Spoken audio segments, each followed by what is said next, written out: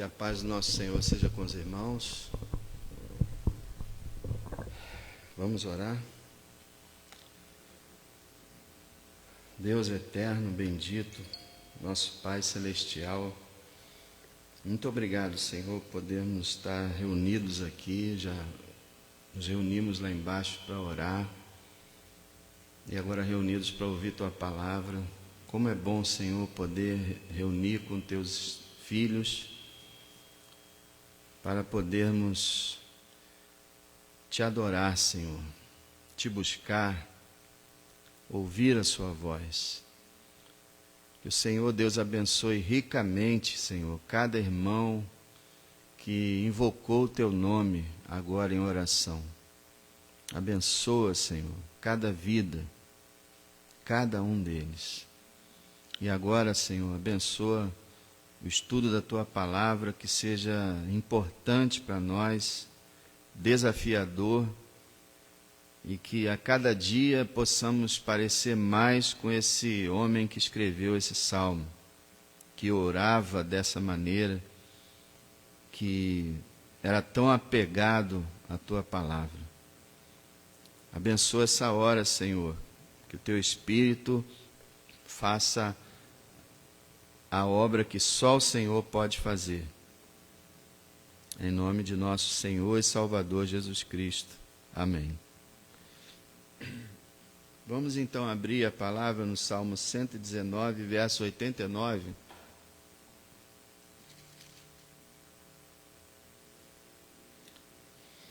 Dando continuidade a esse capítulo que fala muito a respeito da própria Bíblia, da importância da Bíblia, da eficácia dela, e fala também, é também uma grande oração, a maior oração da Bíblia, onde o servo de Deus abre o seu coração diante de Deus e expõe os seus desejos, a sua fé, seus sentimentos. Então nós estamos aqui diante de um momento muito importante na vida daquele homem, e tudo que ele vivia deve ser uma espécie de modelo, de exemplo para nós. Nós devemos buscar ser como ele era. O verso 89 até o verso 96 é a 12ª estrofe desse salmo, que tem a letra Lamed, ou Lamed, como título aqui. A partir do verso 89, e o tema desse, que a gente poderia dizer que o tema dessa estrofe é durabilidade. Durabilidade. O verso 89 já começa falando sobre isso, e nós vamos ver nesses versos várias coisas a respeito da palavra de Deus, da Bíblia. A primeira coisa é que a palavra de Deus ela é eterna e imutável. Olha o verso 89.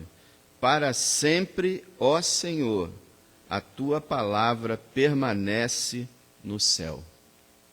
Que declaração impressionante, né? Lembra muito a palavra do Senhor Jesus, quando disse que passarão os céus e a terra, mas as Suas palavras não vão passar.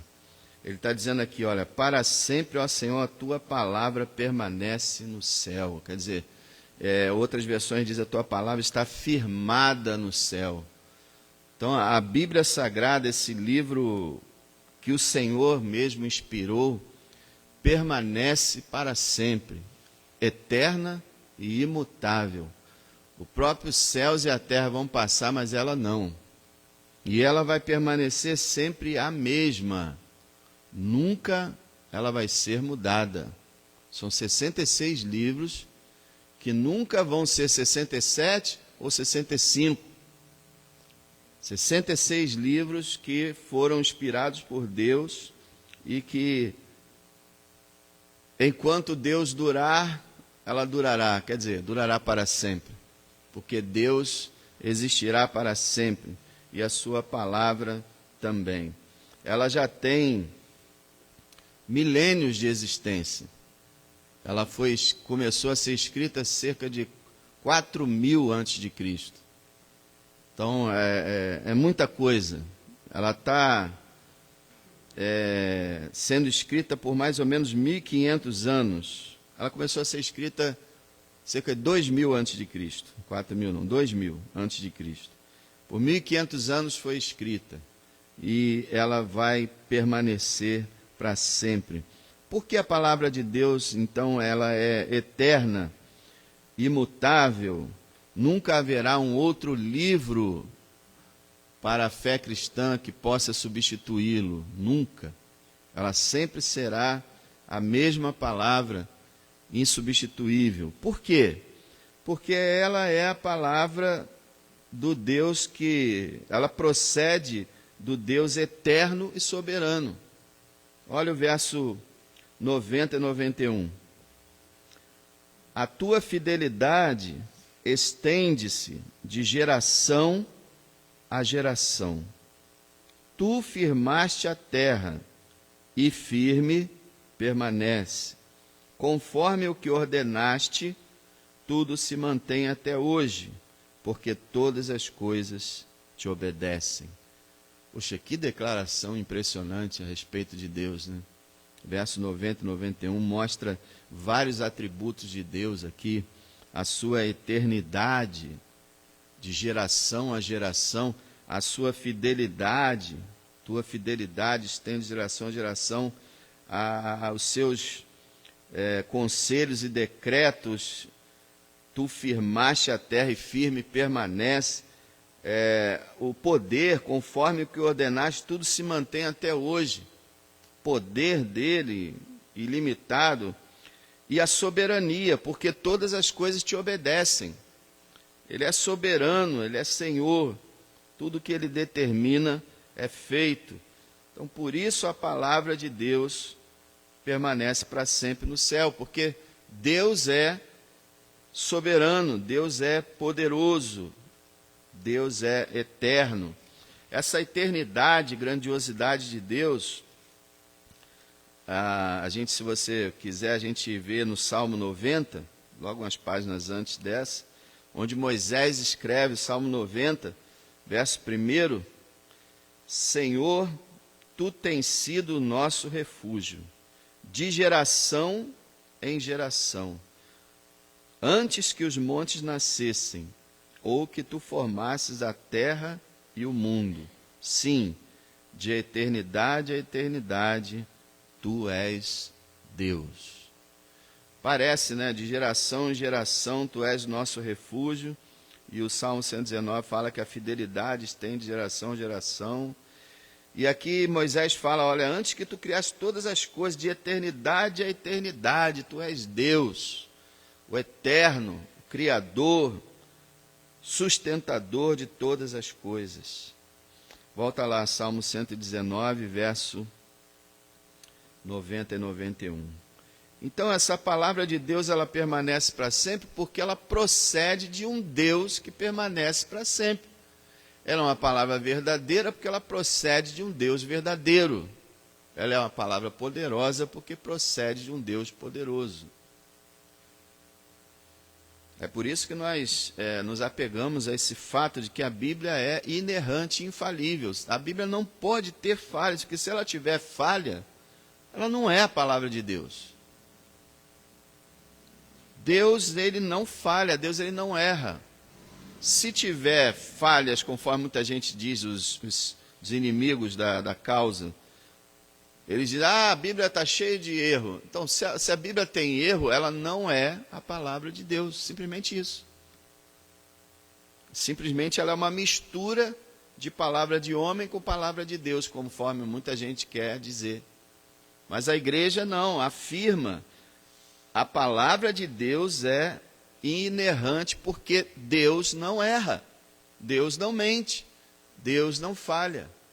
E vamos supor que houvessem palavras falhas e erradas e humanas, somente humanas, dentro da palavra de Deus. Quem iria decidir o que é de Deus e o que não é? Como se iria decidir o que é verdade e o que é mentira? O que vale e o que não vale?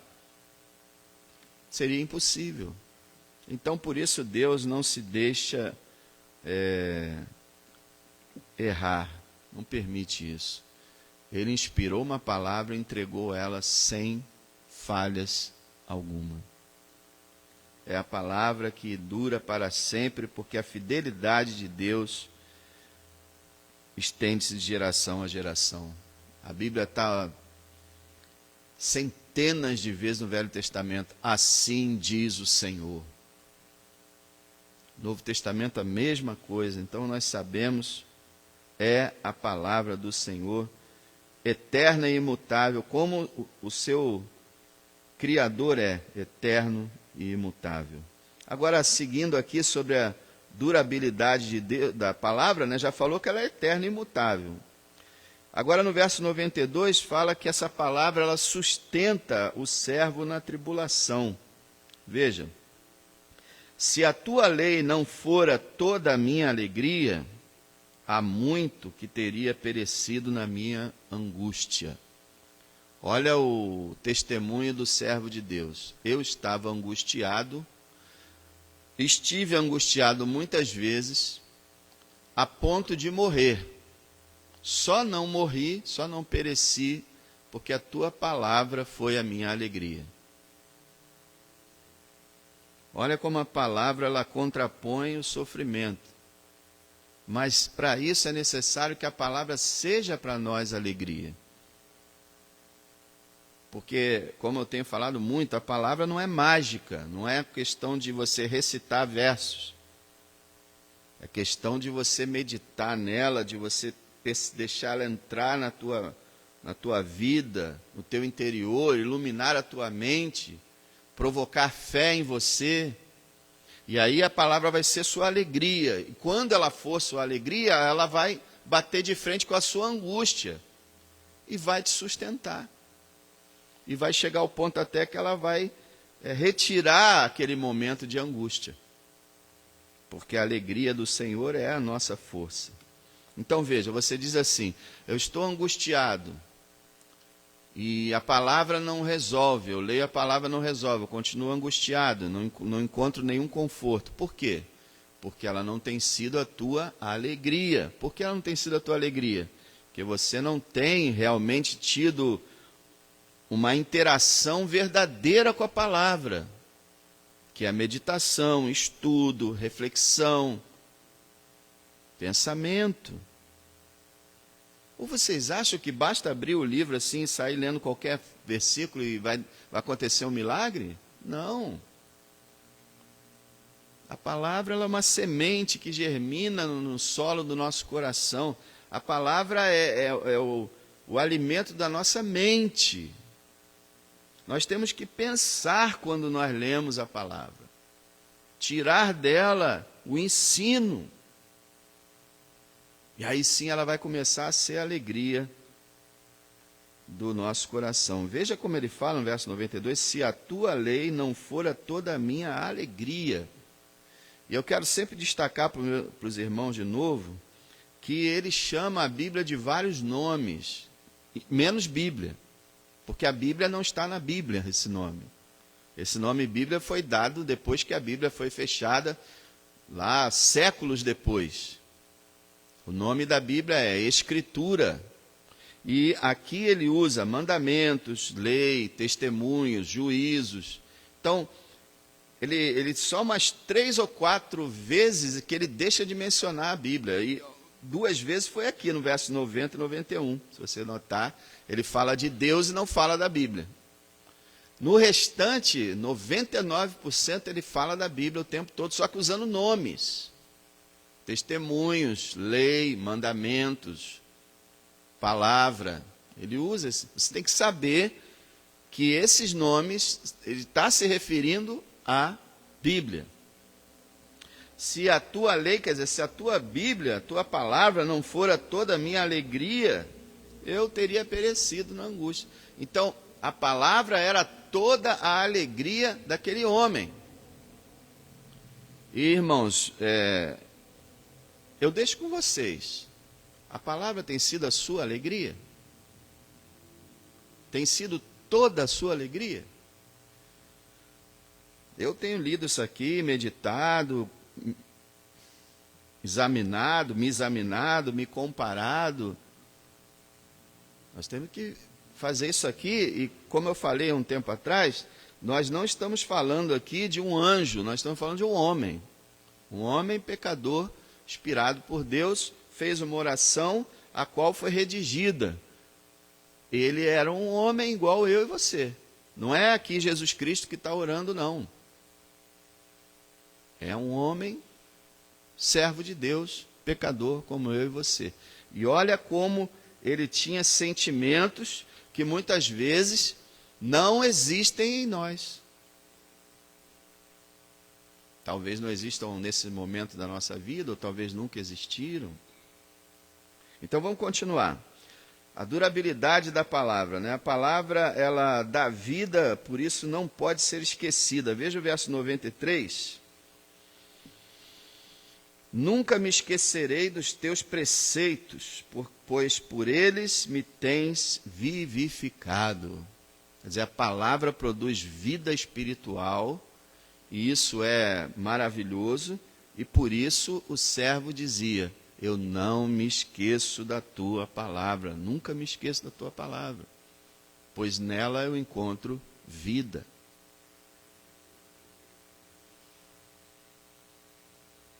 A gente sempre tem essa mania de achar que a gente vai conseguir ter comunhão com Deus sem a Bíblia, não é?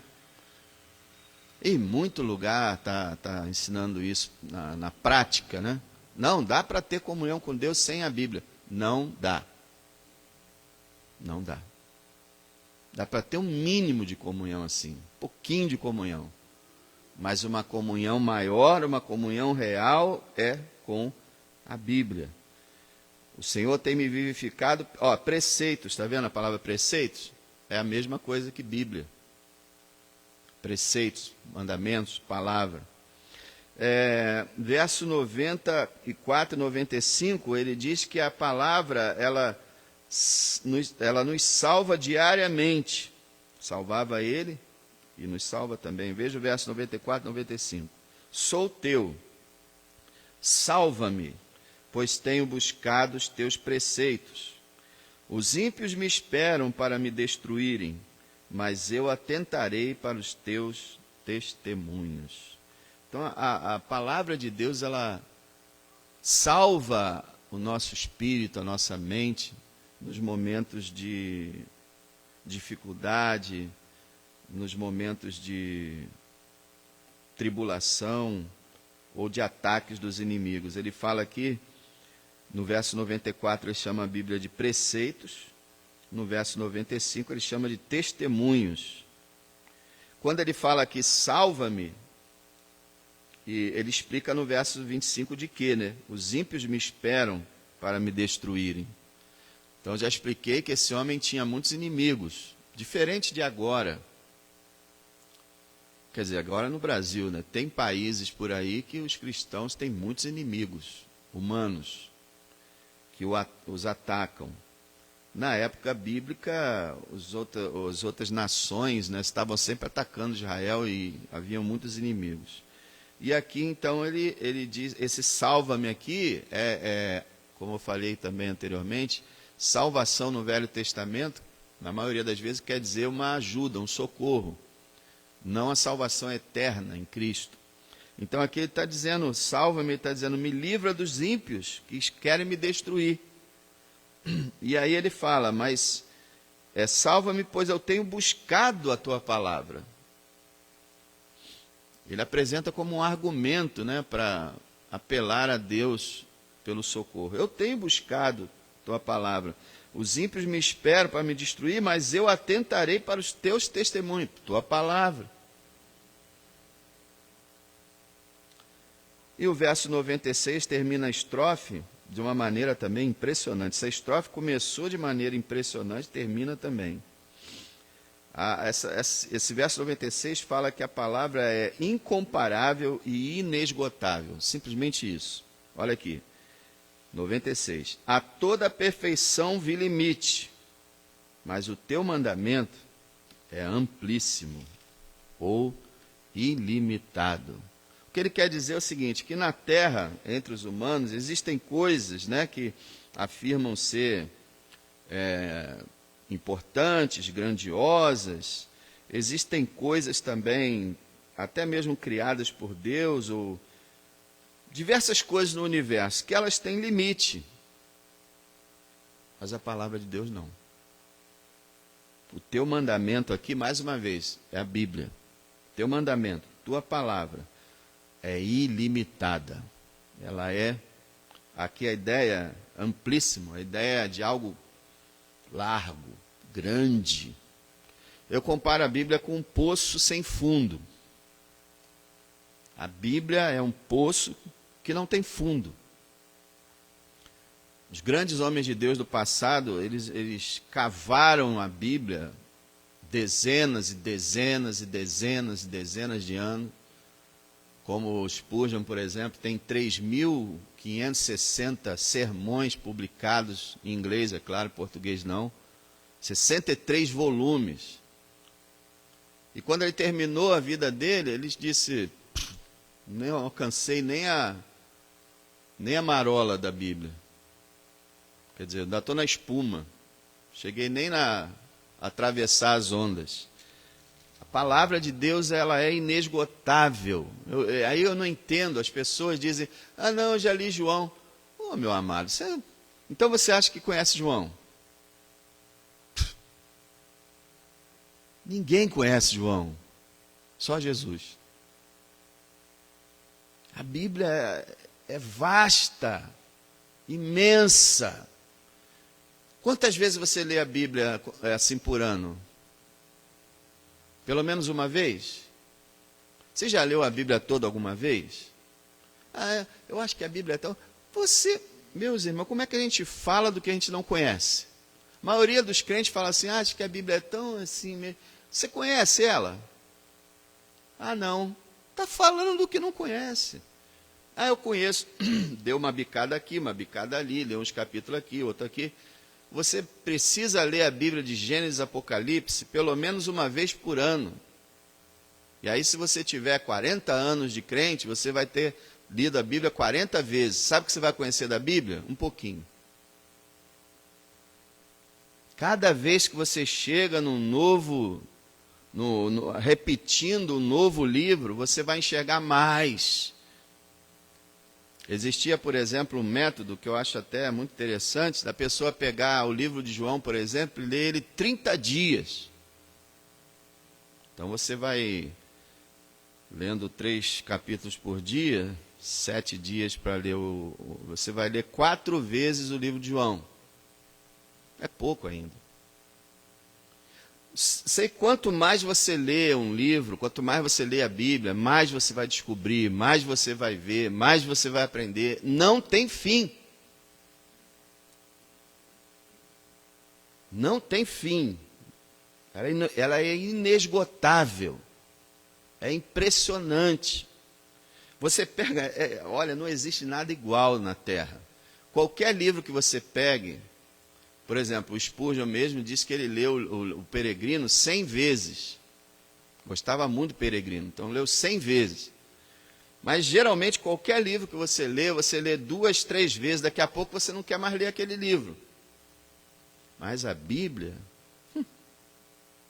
cada vez que você lê ela de novo, parece que você está com um livro novo na sua frente. Ah, mas eu não sinto isso. Por quê? Porque não está com os olhos e os ouvidos abertos. Que coisa maravilhosa, irmãos. Não tem limites para a palavra de Deus.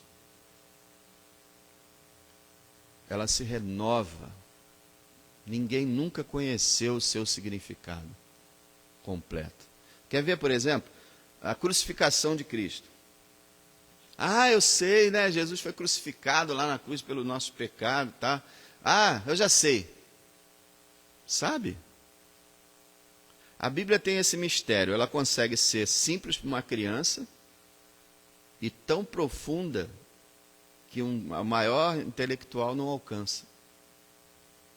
A crucificação de Cristo é algo que os grandes homens de Deus se debruçaram sobre isso, escreveram centenas e centenas e centenas de livros sobre esse assunto e não esgotaram ainda. somente a crucificação de Cristo.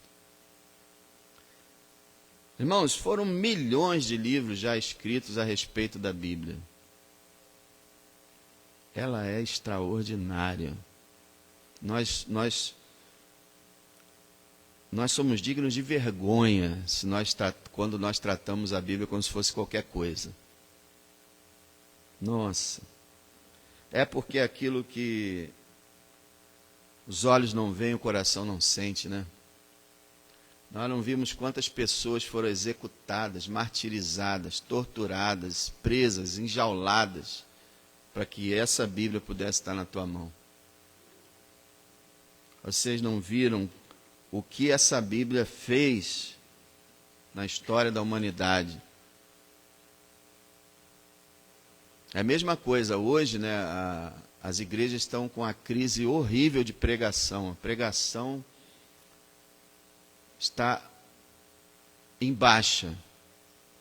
Aí as igrejas estão fazendo o quê? Ó, para de pregar, vamos botar mais alguma coisa, bota essa pessoa para falar 15 minutos, tá bom. E a igreja ouve assim, pensa assim, poxa, isso aqui é pregação? Então quer dizer que isso aí que é pregação? Nunca foi.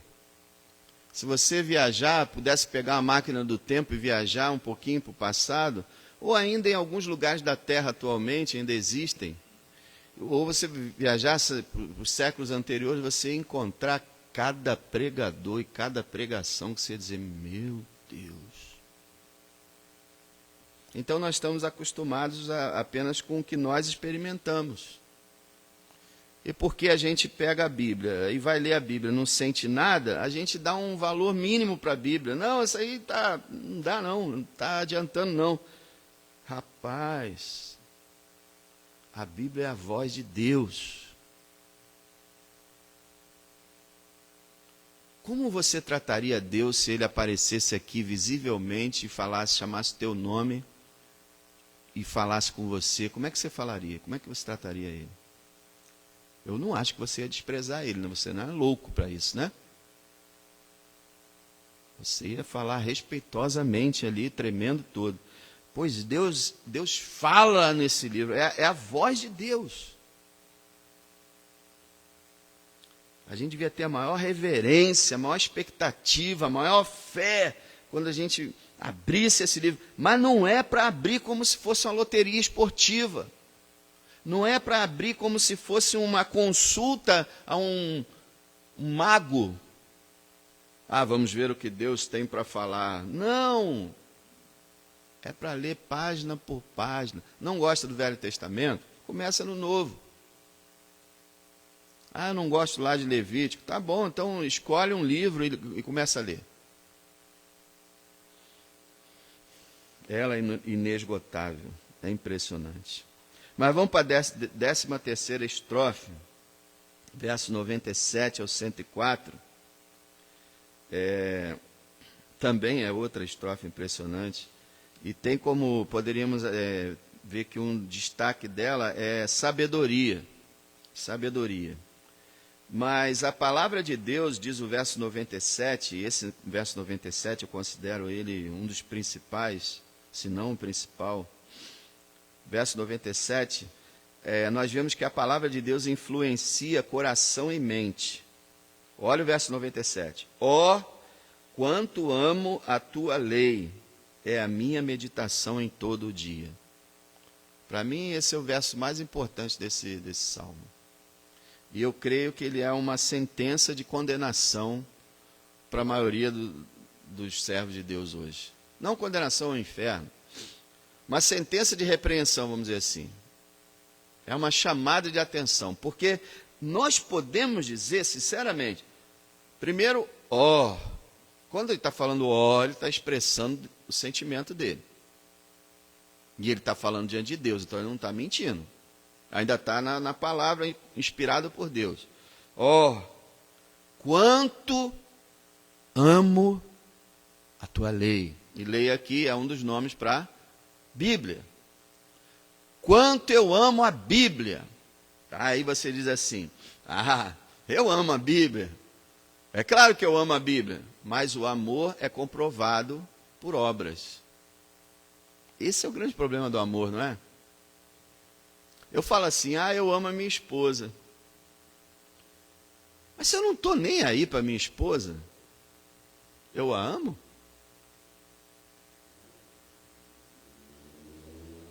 Amo? Não. Eu acho que eu amo. Eu penso que eu amo. O amor se manifesta em obras. É isso que é estranho, irmãos. É muito estranho. A Bíblia fala que as obras demonstram a fé e o amor. Então, olha só, ele sabe disso. Ó, quanto amo a tua lei. A declaração. Agora vem as obras. É a minha meditação em todo o dia. Olha aí. Então nós dizemos assim, não, eu amo a Bíblia também. Tá bom, ela é a tua meditação o dia todo?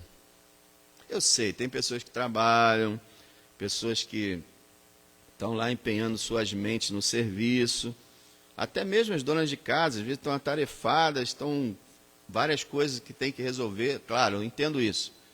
Mas quando ele fala que é a meditação dele o dia todo, ele também não estava dizendo que ele ficava o tempo todo, porque ele também trabalhava, com certeza.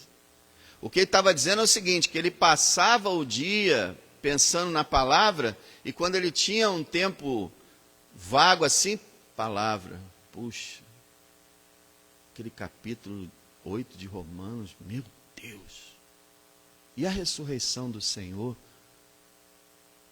como é descrita no Evangelho de Lucas, nossa, e aí vê uma coisa, não, o Senhor proíbe isso aqui.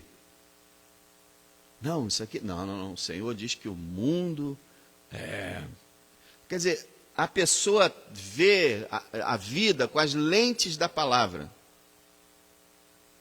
E a palavra é o pensamento dela, mais do que tudo. Mas o que acontece muitas vezes? Passamos a semana inteira sem pensar na palavra. Não sei quando a gente vai pregar, né? Eu dou graças a Deus por eu ser pregador. Que aí eu fico a semana toda, que privilégio, né? Semana toda estudando, preparando, e também, não só para a mensagem, vocês pensam que, não, o pastor estuda só para pregar, não, ele estuda para ele conhecer mais, para ele estar mais perto de Deus, para ele se manter em santidade, tem um monte de coisas juntas aí. Aí passamos a semana toda sem nem pensar na Bíblia. Mas nem passa pela nossa cabeça a Bíblia. Aí quando a gente chega no culto, aí tem a pregação, né? A gente fica assim, ué? Mas o que ele está falando? Rapaz, ele está pregando. É sobre a Bíblia. Bíblia? É mesmo. É a Bíblia. Olha só, eu amo a tua lei e como consequência, ela é minha meditação em todo dia. Salmo 1. Bem-aventurado o homem que medita na lei do Senhor de dia e de noite. Meditar, no hebraico, é balbuciar, falar baixinho. E você vai repetindo e vai pensando. O pessoal chama de ruminar, né? Você vai, igual o gado pega lá o capim, bota na boca e fica... Você faz isso na sua mente.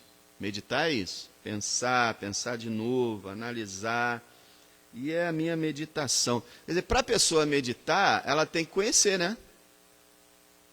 Ela não pode estar com a Bíblia na mão o tempo todo e procurando a Bíblia o tempo todo. Então tem que estar aqui, ó. Para estar aqui, tem que ler. Irmão, é uma pena o cristão que não pode, por exemplo, sacar uma promessa de Deus, da Bíblia, na hora da adversidade, ele é um cristão muito pobre. Quando ele não pode pegar um auxílio divino da palavra com a sua mente, quando ele não pode lembrar das ações de Deus na história, de como Deus libertou, como salvou, como Ele é poderoso, ele vai se apegar em quê? A quê? Né? Então, irmãos, vamos pensar nisso aqui. Eu poderia dizer, quanto amo a tua lei, a minha meditação em todo dia. Você poderia dizer isso? Ou você diria assim: ó, eu não amo a tua lei, porque ela não é a minha meditação em todo dia. Ou você diria: ó, eu amo sim a tua lei, mas eu não medito nela todo dia. É triste. E olha, eu vou falar para vocês, é um dos piores séculos da igreja na história. Esse século 21 e o século 20. Explica por que falsos profetas têm dominado o nosso país, do jeito que dominaram a Europa, do jeito que dominam os Estados Unidos, ensinando coisas absurdas, e líderes no meio do pecado, vivendo uma vida toda errada, e a igreja quieta, todo mundo quieto, deixando a pessoa lá, e todo mundo ouvindo, e vindo todo dia ouvir aquela pessoa. Por quê? Não conhecem a Escritura, ou não a respeitam. Porque se você conhece a Escritura, você chega num lugar e fala: opa, não está pregando a Bíblia aqui não. Fielmente não está não. Vou para outro lugar. Eu vou procurar um lugar onde prega a palavra, onde prega o Evangelho. Vou para um lugar assim. Se não está, eu não vou. Pode estar muito alegre, muito feliz o culto, mas eu tenho que ouvir a palavra pregada. Se eu quiser uma festa, eu vou em outro lugar. Mas, infelizmente, que a gente possa realmente dizer como salmista. Agora, do verso 98 a 100, a gente vê que a palavra produz também sabedoria superior. Daí a gente tira que essa estrofe fala muito de sabedoria. 98, 99 e 100. Antes que você pense que esse salmista está sendo orgulhoso, lembre-se que ele estava sozinho, falando com Deus. Tá? Então ele estava falando a verdade para Deus. Não, ele não estava se exibindo. Verso 98. Tu, pelos teus mandamentos, pela tua palavra, me fazes mais sábio que meus inimigos, pois estão sempre comigo. Os inimigos estão sempre atacando, mas ele é mais sábio que os inimigos por causa da palavra. Por quê? Porque ele medita nela todo dia. 99. Tenho mais entendimento, que é a mesma coisa que conhecimento, do que todos os meus mestres, porque medito nos teus testemunhos. Quer dizer, a palavra dá mais sabedoria do que qualquer outra coisa. É o que ele está dizendo. Mais do que todos os professores dele, ele tinha mais sabedoria do que todos os professores dele. Porque ele meditava na palavra em todo o dia. Verso 100. Sou mais prudente, ou sábio, do que os velhos, os anciãos, porque guardo os teus preceitos. Então aqui ele se apresenta como mais sábio do que os inimigos, mais sábio que os professores dele e mais sábio do que os antigos, que são mais experientes normalmente. Mas olha, ele explica por que ele é mais sábio, né?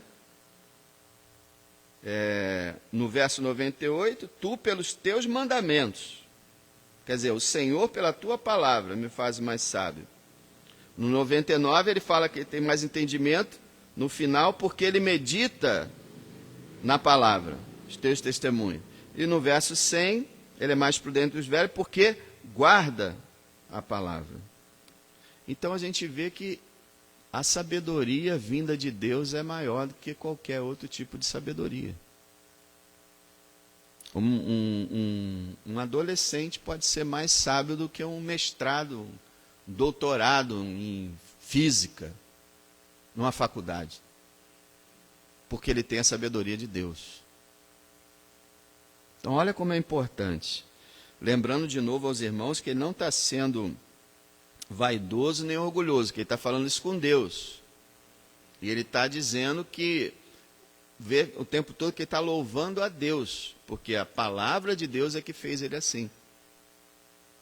E ele se sentir alegre por isso, poder ter sabedoria. A palavra de Deus dá sabedoria. O que é sabedoria, irmãos? Qual é a diferença entre inteligência e sabedoria? Uma pessoa pode ser muito inteligente e não ser sábia. E uma pessoa pode não ser inteligente e ser sábia. Inteligência envolve a capacidade mental, intelectual. Sabedoria envolve como viver, como aplicar o conhecimento aprendido. E a Bíblia é especialista em ensinar como viver. Se você quer saber, por exemplo, se você quer ser sábio, leia Provérbios. Provérbios tem 31 capítulos. Se você ler um capítulo por dia, acompanhando o calendário, quando o mês tiver 30, você lê 30 e 31. Quando for fevereiro, você vai ter que ler 28, 29, 30 e 31. Só fevereiro que vai ficar meio cansativo. Mas fora isso, dia 15, Provérbios 15. Dia 18, Provérbios 18. Se você ler Provérbios seguidamente, sem deixar de ler o resto da Bíblia, claro, você vai começar a adquirir uma sabedoria extraordinária, porque a Bíblia, o Provérbios, mostra como andar. É impressionante. Mas a Bíblia toda dá muita sabedoria ao ser humano, porque Deus é sábio. Agora, a Bíblia também ela santifica. Veja o verso 101 e 102. 101 e 102. Desviei os meus pés de todo o caminho mau, para observar a tua palavra. Quer dizer, o desejo dele de guardar a Bíblia, guardar os mandamentos, guardar a palavra, fez com que ele deixasse o pecado. Desviei os meus pés do caminho do pecado.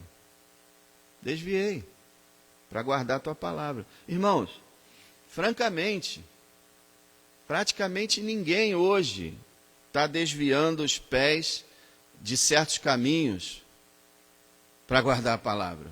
A maioria não. Eu não estou falando da nossa igreja. Não conheço a vida íntima de ninguém. Mas estou falando do testemunho das igrejas por aí, do mundo evangélico. Tem certos tipos de pecados que ninguém está se desviando mais. Todo mundo nele. Então não estão tendo o quê?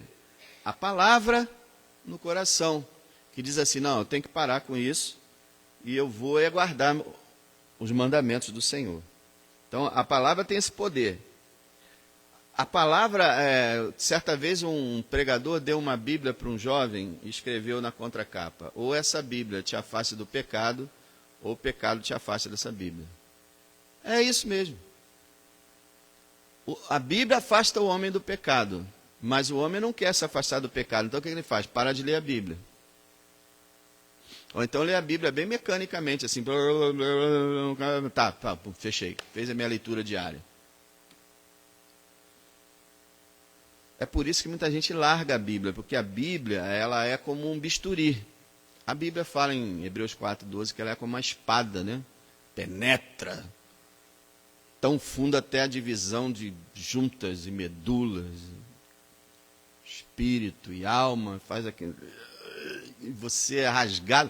E no verso 13 fala que todas as coisas estão nuas e patentes diante daquele com quem havemos de tratar. Quer dizer, a Bíblia mostra quem a gente é. E quem hoje quer receber alguma crítica?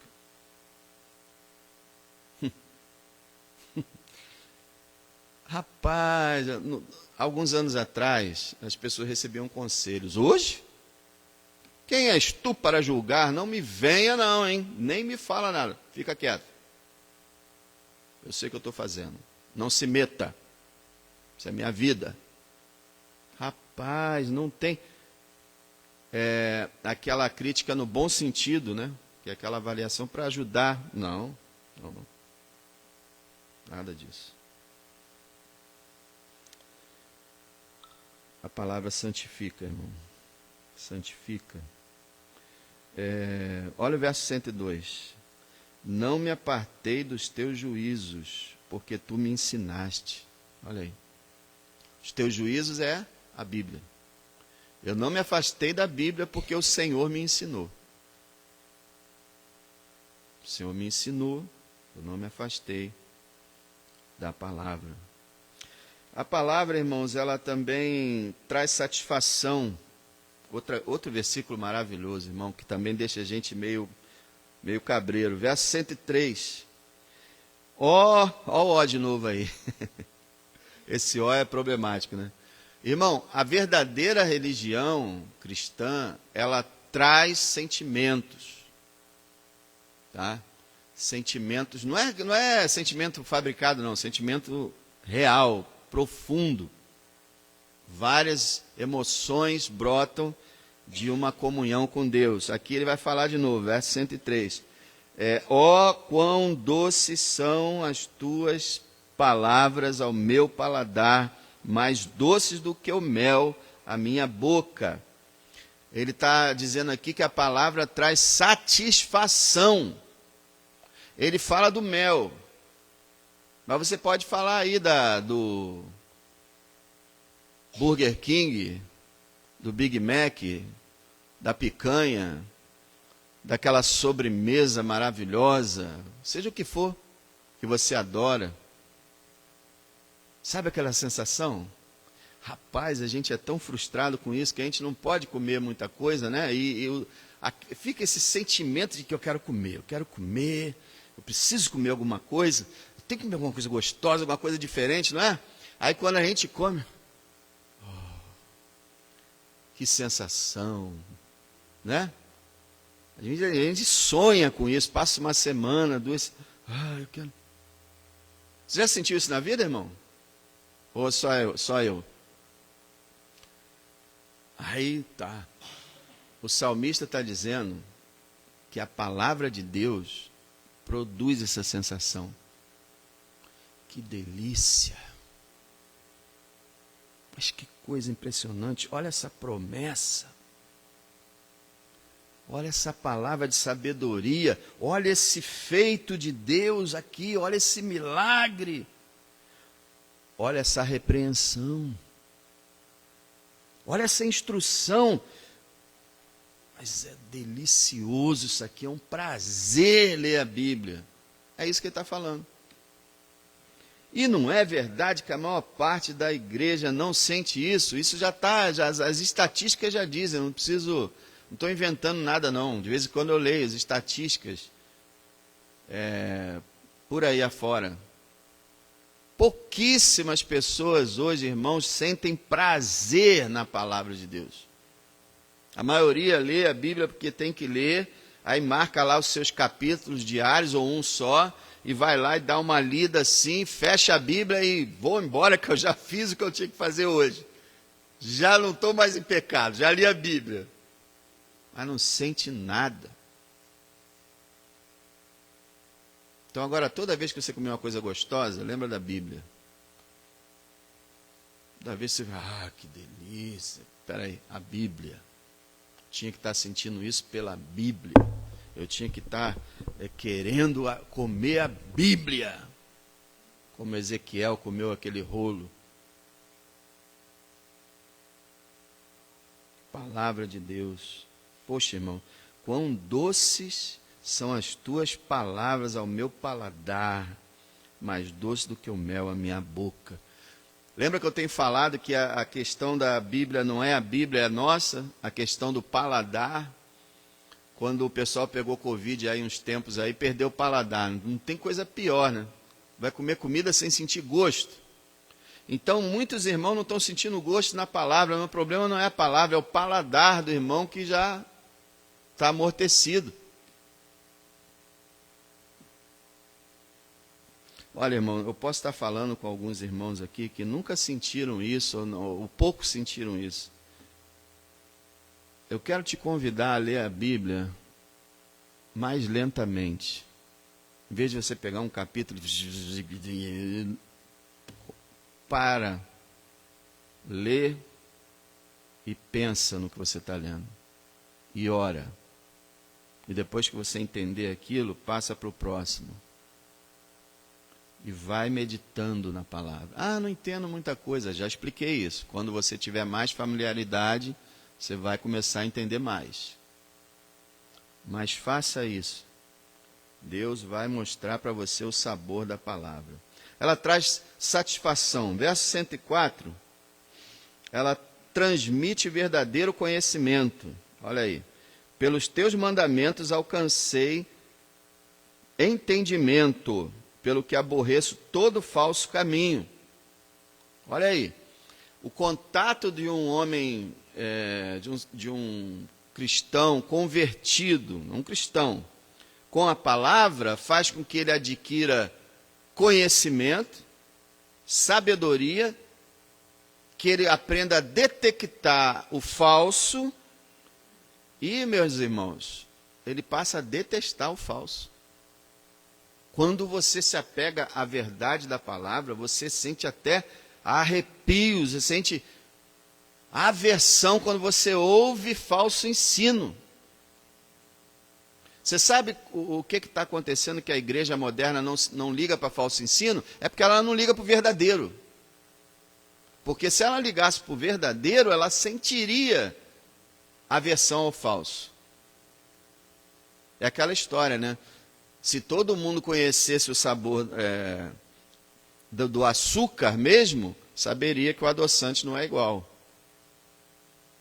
Agora, quem nunca, vamos dizer, se tiver alguém que nunca provou açúcar, vai achar que adoçante tá bom. Então, a verdade, olha, o entendimento, a verdade vai entrando, e aí você ouve a pessoa falando um falso ensino, mostrando um falso caminho. Olha, ele diz, eu me aborreço disso. Eu fico triste, irmãos, que a gente vê hoje os crentes modernos não ligam para falso ensino. Continuam ouvindo como se não estivesse ouvindo nada.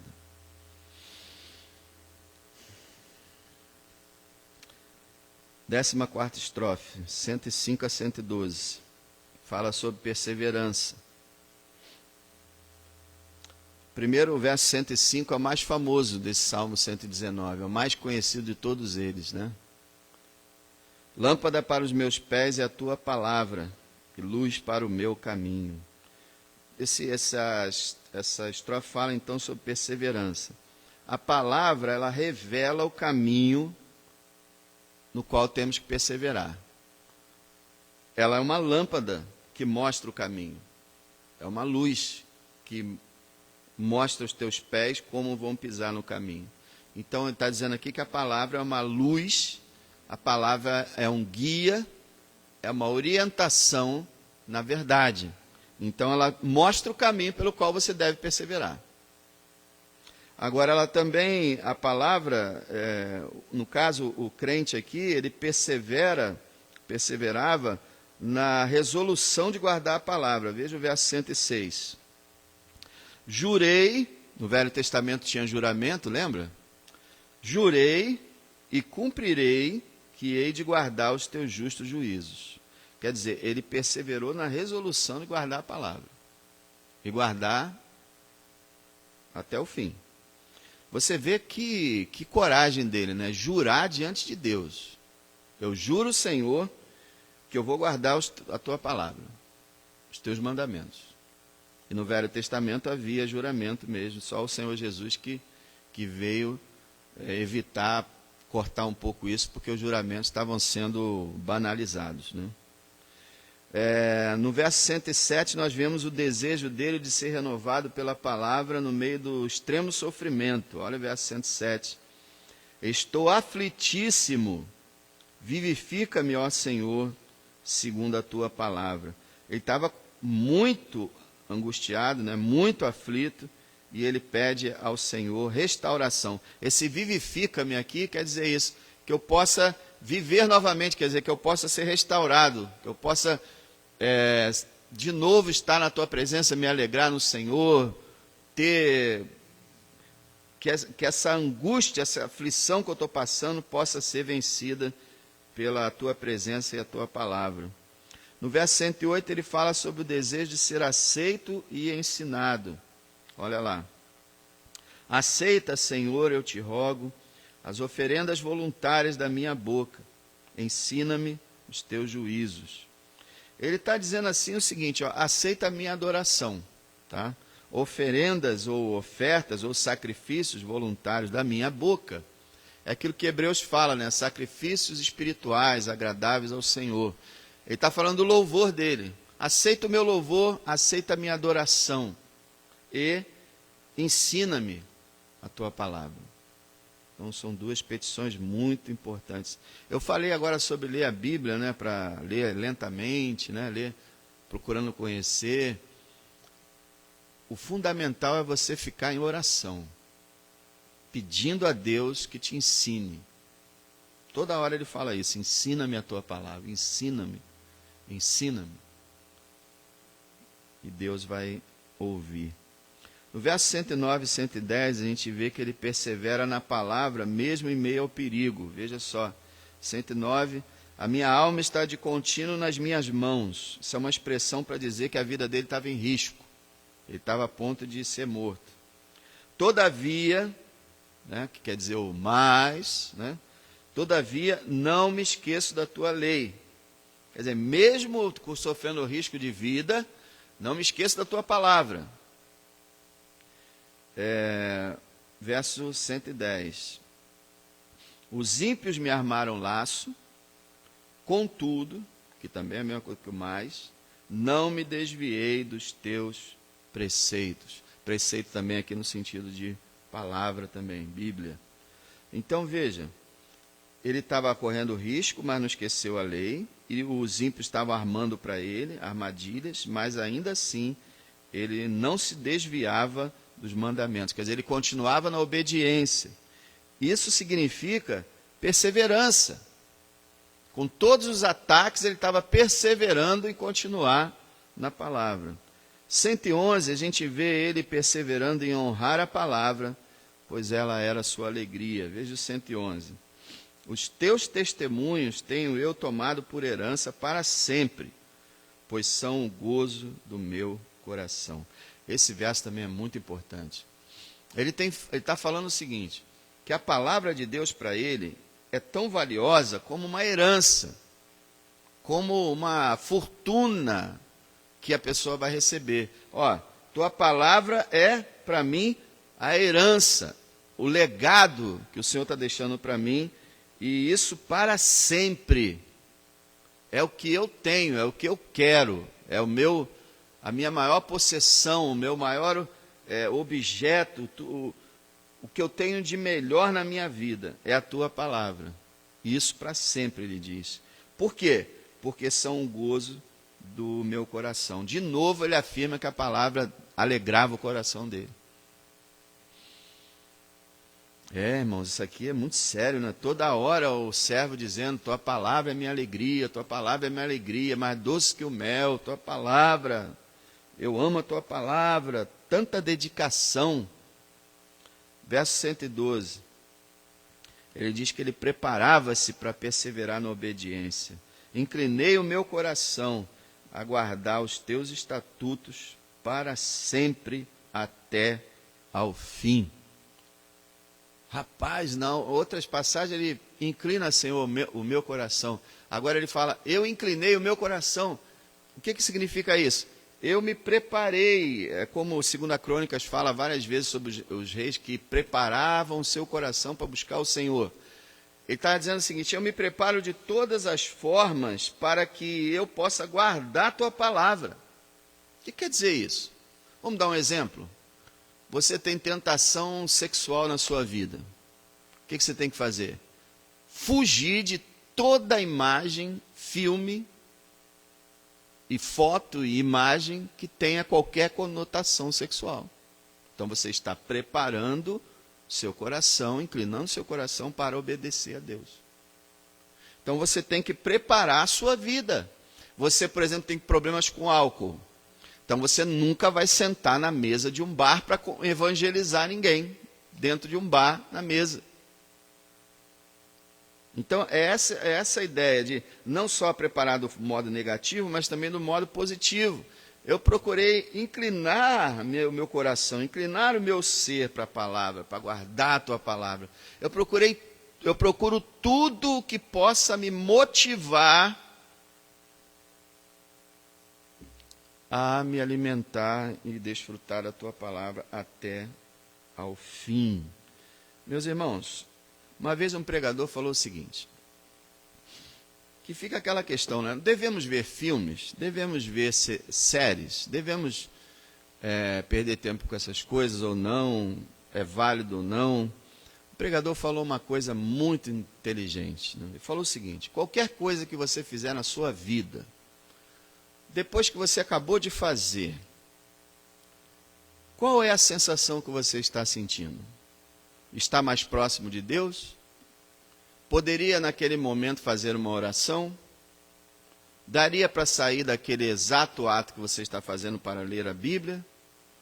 Ou aquilo que você fez te esfriou, de modo que você não consegue orar e nem ler a palavra naquele momento, tem que esperar um pouco. Se você faz alguma coisa que te incline o teu coração para longe da comunhão com Deus, isso pode até não ser pecado, mas está embaraçando a tua vida e deveria ser evitado. Porque nós devemos realmente estar sempre prontos e preparados para estar em comunhão com o Senhor. Então não posso me divertir? Pode, desde que nas tuas diversões não haja um conteúdo que venha te afastar, que seja uma diversão sadia, e que você, no meio dessa diversão, por exemplo, futebol. Futebol é uma diversão maravilhosa, mas eu já vi crente praticamente se desviar num campo de futebol, dando burdoada nos outros, xingando, querendo brigar. Naquele momento, acabando aquele jogo, ele pode fazer uma oração? Ele pode ler a Bíblia? Ele pode ir a um culto e ele está bem? Não está. Então ele deve evitar. Futebol é pecado? Se fora domingo, né, na hora do culto, não é. Mas a pessoa pode se envolver e ficar numa situação que ela não consegue manter o coração dela inclinado a Deus. Então, se você quer andar em santidade, você tem que ver o que te esfria. O que te esfria? O que faz com que a Bíblia não seja interessante para você? Você tem que ver, para você poder realmente andar diante de Deus. O que nós vimos hoje foi o seguinte: a Bíblia é maravilhosa, esse homem amava a Bíblia profundamente e tinha grande prazer nela. Isso é um dever que cada um de nós tem como cristãos. Não é uma opção, é um dever. Nós temos o dever de amar a Deus, amar a sua palavra e meditar nela todos os dias. E isso com prazer. Nós temos o dever de ter prazer na lei do Senhor. E como é que a gente faz isso? Esforço, seriedade e oração. Aí Deus pode agir na nossa vida. Senhor, obrigado pela Tua palavra, por tudo que nós pudemos ver hoje.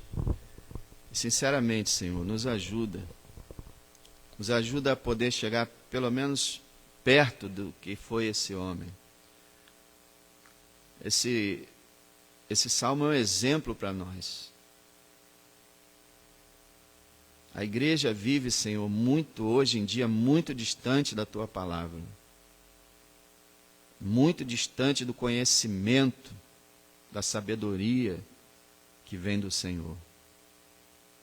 Ó Senhor, que nós possamos amar a Tua lei. Nós possamos meditar nela em todo o dia. Ela possa ser para nós mais doce do que o mel. E que nós possamos nos alegrar profundamente nela. E perdoa, Senhor, se assim não tem sido. E renova, como o Teu servo orava sempre. Vivifica-nos, Senhor. Vivifica-nos. Em nome do Senhor Jesus. Amém.